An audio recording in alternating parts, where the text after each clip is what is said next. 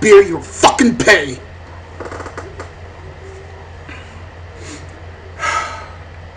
What's going on, everybody? Showing Up the King here. And I'm here to bring you my review for Bleach Manga Chapter 505. Fuck you, Buckbeard. I'm sorry. Yeah, I'm okay. Sorry about the language, people. This chapter definitely had me at a super high at the start, and then about midway through, mid to the end, I went from here to down here below where a cockroach would be. I'll get to that. But let's just go through this review and I'll give you my thoughts. It started off fantastic. You know, we had a beautiful color page with Captain Yamamoto and just the ferocity in his face. And, you know, he's just his Zanpakuto is just ridiculous. Like, that thing is fantastic. We literally get a color page of him finishing off, what is his name? Overkill. I think that's what they called him. Overkill. You know, his body is literally like setting on fire. It's smoldering. It goes to ashes. That dude is done. Finito. The Bankai, I guess, metal he was holding, gone. Finito. No one else is going to be able to use it. He just burned to ashes everything. And I'm thinking, okay, that's it. We're going to cut to somebody else. But no.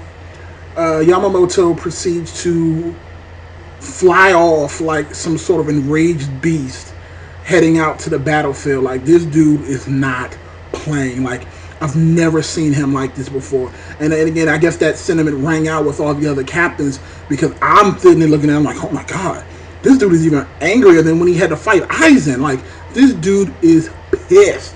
And he's like flying through the Serite. His reishi is resonating over the entire area. Like, everything. Every single person that's battling right now is feeling the captain's reishi, and they're feeling his anger, and it's rejuvenating them, which is fantastic. Because you know what? They've been getting their asses handed to them this entire battle so far. So it's nice to finally see something rejuvenate them. We have Toshiro and, you know, his subordinate, you know, they're getting beefed up. And we have the, I cannot remember his name right now, but the guy who got his eye bashed out or shot out, you know, he actually, you know, he felt like Yamamoto was talking to him personally, saying, you know, he's like, I didn't raise you to lose to somebody this level. And it kind of got him pumped up, and you just saw this huge dark shadow of him finally pull out both of his Zanpakuto, like he's finally ready to go. I mean, just the artwork, everything about this chapter was so fantastic. And then, just like I said, I was up here, then I get dropped. And the reason why I get dropped is we get a cut to Buckbeard holding Zaraki Kenpachi lifeless body in his hand. And it literally, like, let me explain to you guys how this thing got me. Like, unfortunately, I haven't been able to bring this review to you guys until now, because the chapter came out after I had to leave to go to work.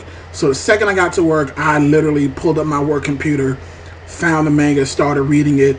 And again, as I'm reading everything that I'm seeing with Yamamoto, like, literally my blood is boiling. Like, I feel like I'm in the manga and I'm ready to fight.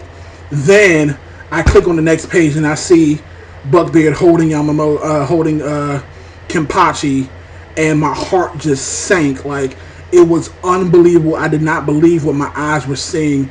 I literally had to pause for a second. I looked away from my computer, and I was just telling to myself, I was like, no, this is not happening. This is not happening. So I turned back and I read it, and it is true. Kenpachi defeated by Buckbeard, and it looked like it was effortlessly. You can tell that Kenpachi's eye patch was off. So at some point during that battle, he took off his eye patch and still was manhandled by Buckbeard, which just goes to show you his strength. Now, Kishi, I have to say, trolled the hell out of us. I mean, not Kishi, Kubo. Just not being able to show us the battle between Kenpachi and Buckbeard is a huge disappointment. I mean, now let's be honest. I didn't expect Kenpachi to win this battle, because again, he is not the main protagonist. That is Ichigo. So Ichigo is going to be the one that defeats Buckbeard. but I didn't expect Kenpachi to lose that way. I kind of assumed that the battle would go on and, you know, someone would interrupt it, or hey, I didn't even expect Buckbeard to fight him. I thought the subordinate would be there to fight him, but again, I guess my prediction on there was wrong. It was just seeing him like that. I mean, oh my god. Now there's some good news. There is some good news that came out of this. You know, a lot of people want to go online and they want to say that Kenpachi is dead. Come on, Kenpachi is not dead. And I'm gonna tell you, there's one thing you got to pay attention to. If you haven't read, look at it again. Kenpachi is being held up. It does look like he is near losing consciousness, but he is still tightly gripping his sword. His sword is still in his hand, and he is still holding his sword. So to me, that just goes to show you that Kenpachi is not dead. And what I'm hoping is going to happen is either Buckbeard drops him and then focuses his attention on Yamamoto, or Yamamoto's Ryatsu enrages Kenpachi and gets his blood flowing, and somehow he gets away from Buckbeard or slashes him or something. And again, one other thing I wanted to talk about with Kenpachi is that maybe this loss is good for him, and I'll explain why. So far, Kenpachi has walked over anybody that he's faced, so this is the first time he's ever been dealt a significant blow. What I'm hoping he's going to learn from this is that he needs to get stronger, and then maybe he really finally realizes the name of his Zanpakuto, and at the very least can figure out what his Shikai is. If not his Shikai, then it's Bankai. Now again, we all understand right now that using your Bankai is impossible right now, but I'm pretty sure they're going to find a way around that eventually. That's just a given, because again, this whole entire battle is not going to go on without the 13 court squad not being able to use their Bankai. And again, there was one thing Buckbeard did say. He said he thought that Kenpachi was one of the special ones. So it'll be really interesting to figure out who on the 13 court guard squads are the special ones. Now again, I do have my suspicions.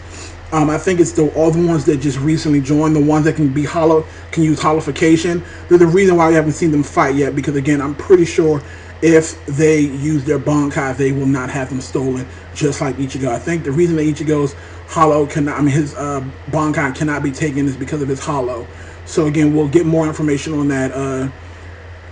Fantastic chapter overall. You know, I'm really upset we didn't get to see Kenpachi fight, but overall, it's still a good chapter. I know deep down, after I got over the shock of Kenpachi, that he will be back. This is not the last we're going to see of him. We will get Kenpachi, and Kenpachi will have his revenge.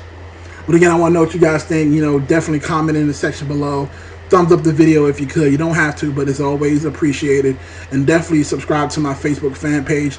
The videos are up there. I also give updates on anything happening with manga, anime, cartoons, whatever the case may be.